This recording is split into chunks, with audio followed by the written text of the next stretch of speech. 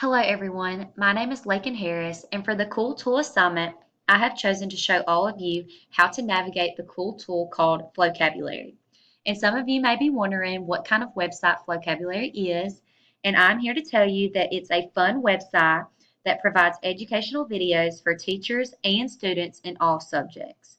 But before I begin showing you how to navigate it, I just want to point out that it's very easy to access.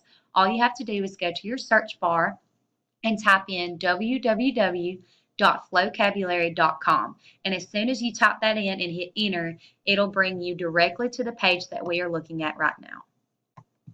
So to begin with, I want to show you one of the pros of Flocabulary, and I believe one of the biggest pros is that Flocabulary has the standards listed on here. So I think that's pretty awesome, and I just want to show you how to do this. So we're going to choose Alabama as the state. We're going to choose language arts as a subject. I'm just choosing a subject. And it gives you the option of choosing what grade you want to see. So we're going to choose 6th grade. And once you hit search, all the standards for Alabama in 6th grade for language arts is going to pop up. And once you hit correlations, we are going to see all the different Flocabulary videos that go along with that standard in 6th grade. So I think that's pretty awesome that it has that cool tool. So if we want to go back to the home screen, I would just click Flocabulary, and we're back at the home screen. Another pro that I love about Flocabulary is that it has 4 different subjects: language arts, math, science, and social studies, and it has numerous topics that go along with each one. So if I teach language arts, it has Flocabulary videos that go along with reading and writing, grammar, research and study skills, as well as literature.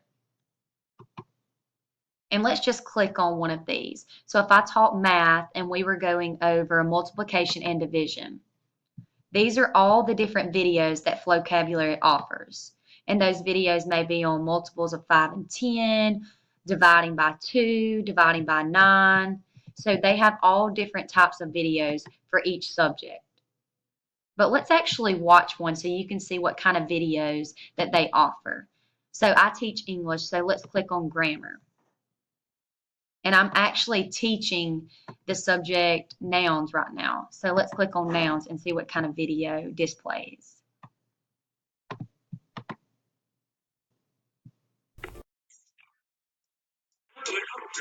Yeah, me too, Frankie. Alright, well, I heard of a new spot in town. Alright, I'll try it as long as it's not too fancy. Have you heard about a chef named Shelly? She cooks up food that you can put into your belly. It's always tasty and it's never smelly. Oh, hi, is there anything else that you can tell me? Yes, she does things a little different. It cooks up nouns when she's working in the kitchen. How? What you don't know about a noun? It's a person, place, thing, or idea. Oh, I know now. Like for breakfast, the chef cooked eggs from a farm, and she drank milk from cows in a barn. Without an idea, you can't cook that. But she cooked with some love when she made flapjacks.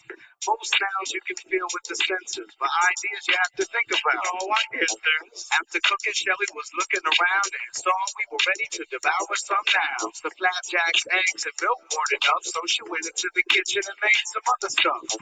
So as you can see, the Flocabulary videos are educational and it goes along with different topics. And after you watch the video, it also offers vocabulary cards. It offers a vocabulary game. You can also read and respond to this video. There's a quiz, and there's also the lyrics that goes along with this video. So Flocabulary has definitely progressed and made new changes since I've started using it, and I really enjoy using this tool in my classroom. So I hope that you choose to use this tool in your classroom as well.